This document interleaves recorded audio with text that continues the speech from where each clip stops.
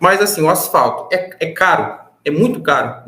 A viabilidade econômica de organizar essa situação na cidade. Não, a viabilidade econômica existe, entendeu? Existe a verba suficiente para isso. Existe tanta verba que a gente asfalta sempre a cidade.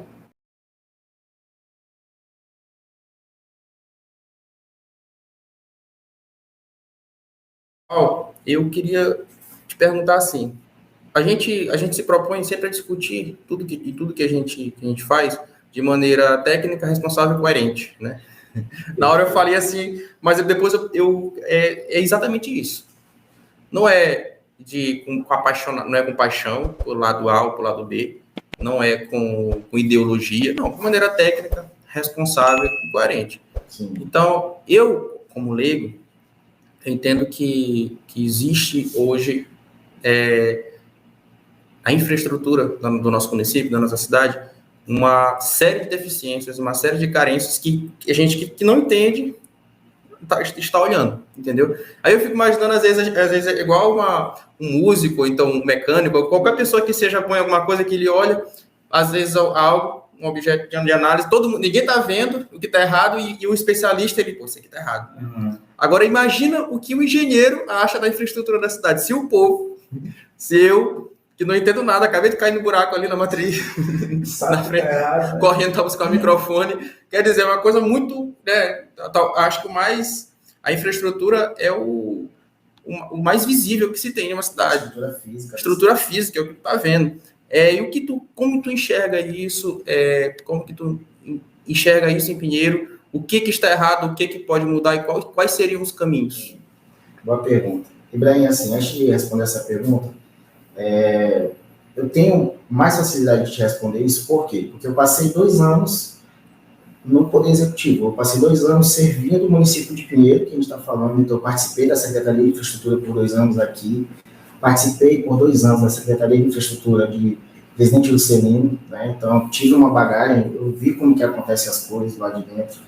Após isso, surgiu uma oportunidade no meio privado, mas que a gente prestava serviço para o poder público, ou seja, então eu trabalhava numa empresa em que a gente tinha 20, 25 municípios do Maranhão que a gente prestava serviço com execução de projetos, consultoria, e entre outros serviços que eram sempre voltados ao meio público. Então, eu participei de obra de ponte, escola, creche, pavimentação, tudo que vocês imaginarem de obras no meio público, eu participei.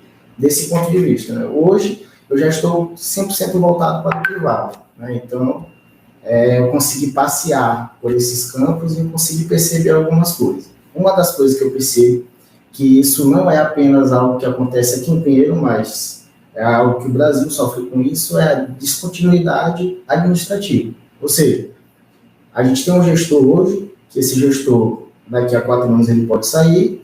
Quando entra um próximo gestor eleito pelo povo, esse gestor ele não faz questão nenhuma de continuar os projetos executados pelo gestor anterior. Então, aqui em Pinheiro eu moro em frente a uma obra dessa. Por exemplo, eu moro em frente ao Complexo Poliesportivo. O Complexo Poliesportivo foi um projeto da gestão anterior, né, ao nosso atual prefeito, e que ele está simplesmente abandonado, né? Abandonado, não tem reforma, não tem, iluminação, não tem nenhum tipo de cuidado com aquele espaço. Até eu pratico futebol, né? Então, lá tem uma quadra de areia, que a gente pratica esse esporte lá. Todas as manutenções que a gente faz lá são custeadas por nós. Então, um refletor queimou, a gente se une, vai lá e troca o refletor, porque a gente solicita de todas as formas possíveis e a gente não consegue essa manutenção do espaço, né? Outro exemplo disso é o Parque Ambiental, inaugurado em 2016, mais um exemplo bem claro de descontinuidade administrativa. Ou seja, tem um espaço, já foi investido o meu dinheiro, o teu dinheiro, o dinheiro já de quem está assistindo a gente, e simplesmente a gente não consegue utilizar o espaço. Eu estava lá semana retrasada para fazer uma caminhada, um ambiente totalmente escuro, cheio de lama, entendeu? Sem segurança ali, tinha um vigilante lá, mas era um vigilante que não cobria o espaço todo. Então, no momento que eu faço a caminhada de mais de 1 quilômetro de distância que ele está, eu não tenho segurança, não tenho um espaço adequado para praticar o esporte e tal. E ele está vigiando a APA, não é tua ainda. Exatamente. Então, a gente sofre muito com isso, né? E o que eu percebo é que as coisas aqui no Maranhão não são feitas, quando se trata de obra pública, não são feitas com zelo, não são feitas da maneira que deve ser. Muitas vezes as decisões não são tomadas de maneira técnica, na verdade quase sempre. As decisões sempre são tomadas do ponto de vista político. O que isso quer dizer? O asfalto, né? A gente falou sobre o buraco, a gente pode falar um pouco sobre pavimentação. A pavimentação é uma obra, assim como qualquer outra, que exige um projeto, que exige um ensaio geotécnico, que exige um planejamento, um procedimento de execução, né? O asfalto, ele existe, para que a gente possa aplicar aquele revestimento, ele existe outras camadas além do revestimento. Aquilo que a gente vê é apenas a última camada, como se fosse o porcelanato, a cerâmica, que vem por último. Mas antes disso, tem a base, tem a subbase, tem o subleito, entendeu? Então, tudo isso faz parte da pavimentação. Então, o que acontece muitas vezes? A gente está em um período de chuva, está um clima de chuvisco, de chuva, e eu já tive a oportunidade infeliz de ter que participar de uma obra dessa, porque justamente o prefeito precisava inaugurar aquela rua, ele precisava jogar o asfalto, então, no meio da chuva, o processo teve que acontecer. Ou seja, não foi uma decisão técnica, foi uma decisão totalmente política. Foi para seguir um cronograma político. Então, eu sabia que eu estava fazendo aquilo, que aquilo não ia resolver, que aquilo a gente estava estragando o material, a gente estava perdendo tempo, dinheiro público, mas tinha que fazer, porque no final tinha que tirar foto, tinha que finalizar aquela rua, tinha uma meta a cumprir daquela semana independente das condições climáticas, entendeu? Então, o que acontece muitas vezes aqui em Pinheiro quanto à pavimentação. A gente, eu estava até conversando hoje, e aí a forma de resolver as coisas do que diz respeito à pavimentação aqui em Pinheiro é tipo assim, eu estou com um problema no meu braço direito, eu vou no hospital, o médico faz meu exame e me dá uma solução para isso. Mais tarde, ele vai no mesmo hospital, só que ele vai com um problema com o ouvido. Aí ele vai lá e dá o mesmo remédio que ele me deu para já. Aí tu vai no hospital também, tu tá com um problema, sei lá, tu não tá enxergando bem, alguma situação aqui nos teus olhos, tá? E ele te dá o mesmo remédio. Quando se trata de pavimentação... Igual o xarope da mãe do Cris. Quando se trata de pavimentação, é isso que acontece aqui em Pinheiro. Então, não existe nenhum ensaio para saber por que todas as vezes os mesmos buracos abrem no mesmo período.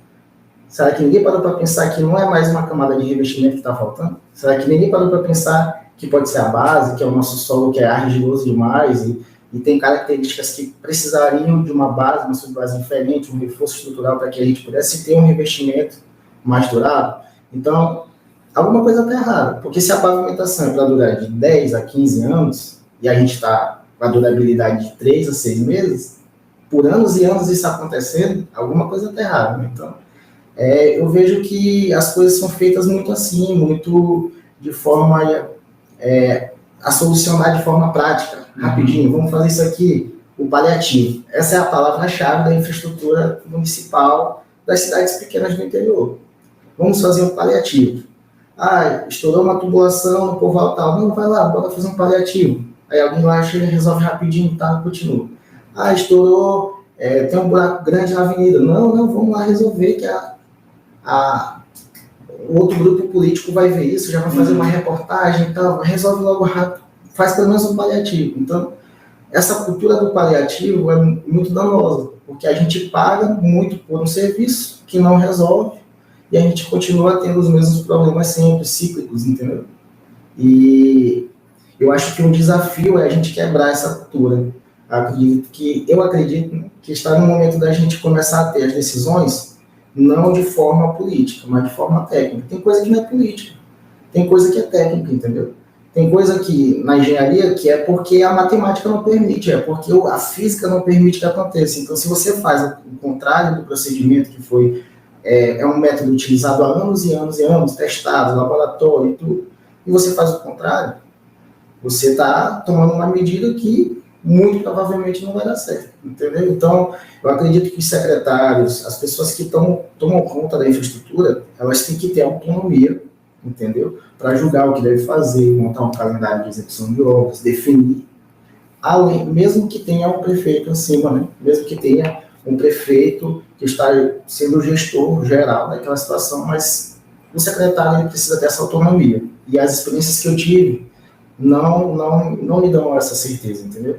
Eu percebi que os secretários queriam fazer uma coisa, tinham a noção de fazer, tomar uma decisão, mas eles não podiam porque estavam subjugados a uma decisão política. Caramba. Sim, Bruno, uma vez eu conversando com um vereador conhecido meu, eu explicando para ele, falei assim, rapaz, mas, cara, é um problema tão, assim, tão claro, todo mundo sofre, porque o prefeito, ele cai no buraco, do mesmo jeito que a gente, entendeu? Às vezes a rua deles está ruim também.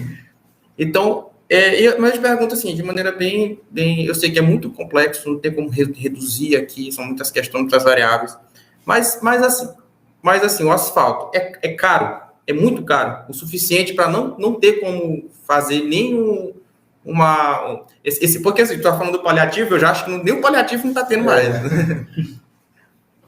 Assim, a viabilidade econômica de organizar essa situação na cidade. Não, a viabilidade econômica existe, entendeu? Existe a verba suficiente para isso. Existe tanta verba que a gente asfalta sempre a cidade.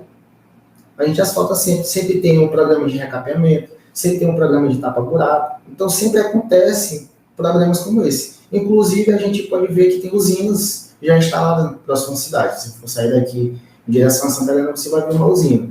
Se você for sair daqui em direção a São Luís, eu imagino que ainda tem uma usina lá também que estão fabricando asfalto, né?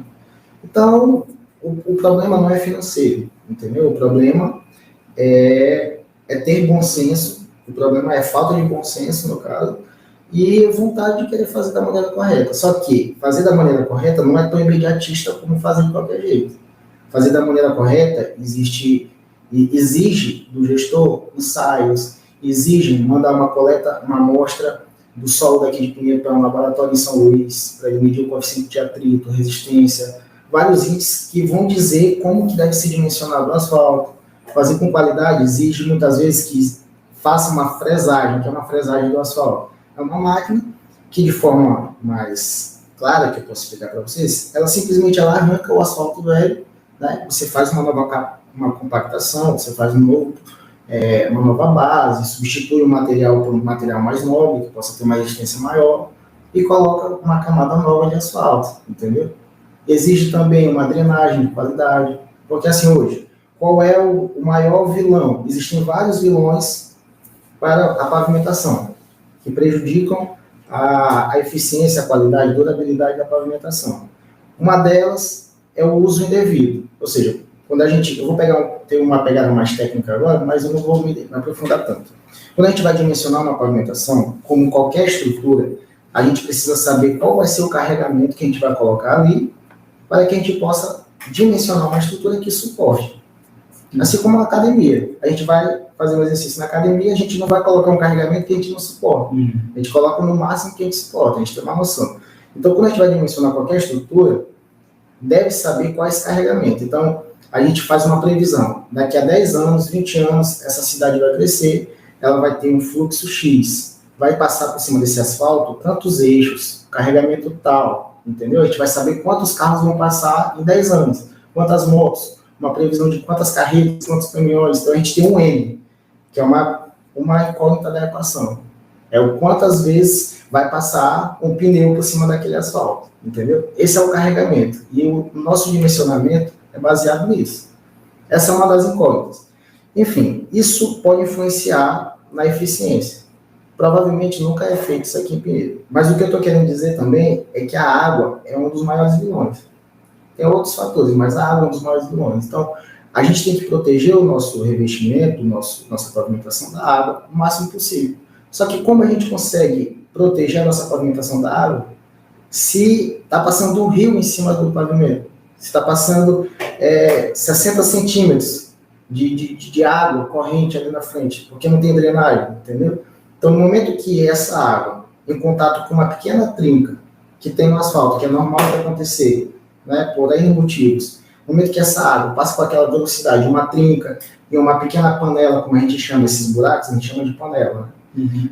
Uma pequena panela, então, aquilo que era pequeno, que era fácil de resolver por conta da água, do excesso de água, que não tem drenagem, a água não consegue ter o escoamento necessário, se torna um problema muito maior, porque no momento que a água percola ali, então já causa rebaixamento do solo, causa espaços vazios dentro da base, da subbase do pavimento, enfim, agrava a situação completamente.